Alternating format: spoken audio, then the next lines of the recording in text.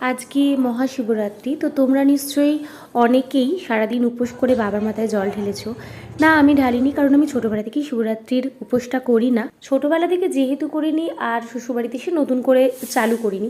যাই হোক, আজকে জল না ঢাললেও মনে হলো যে সন্ধ্যের দিকে একটুখানি গিয়ে ছেলেদের নামে পুজো দিয়ে আসি। আর ছেলেদের যেহেতু পরীক্ষা চলছে, আমাদের এখানে আরও কতগুলো মন্দির আছে, কিন্তু সেখানে এত ভিড় হয় পা দেওয়া যায় না। এখন অনেকক্ষণ অপেক্ষা করতে হবে, তাই আমার বাড়ির পাশেই একদম একটা মন্দির আছে, একদম ফাঁকা। আমি ওখানে গিয়ে একটু ছেলেদের নামে পুজো দিয়ে চলে এসেছি।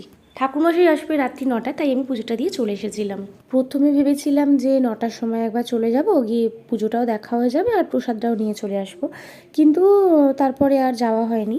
যাই হোক, বাড়িতে আসার পর বর বললো, যখন শাড়ি পরেছো তাহলে চলো একটুখানি ঘুরে আসি।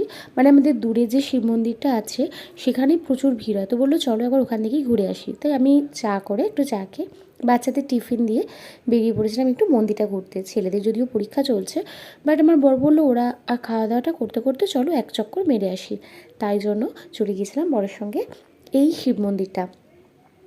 তো এই শিব মন্দিরটাতে কিন্তু প্রচুর ভিড় হয়। তো আমি যখন গিয়েছিলাম প্রথমে ভেবেছিলাম একবার মানে বাবার দর্শন যদি হয়, তারপর এত ভিড় দেখে আমি বললাম থাক, আর বাবার দর্শন করে লাভ নেই, বাইরে থেকে দেখেই চলে এলাম।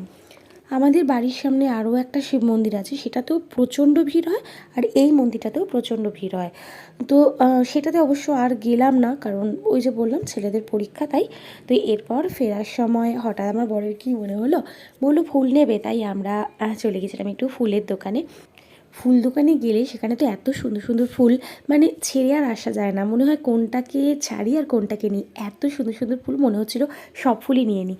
এরপর ফুল দোকান থেকে আর কোথাও নয়, একদম সরাসরি বাড়ির পথে। আমি করিনি তো ঠিক আছে, কিন্তু যে সমস্ত বন্ধুরা আজকে সারাদিন উপোস করে বাবার মাথায় জল ঢেলেছো নিজেদের জন্য বা নিজেদের প্রিয় মানুষ থেকে ভালো রাখার জন্য, তাদের জন্য আমার তরফ থেকে ভগবানের কাছে রইল শুভকামনা।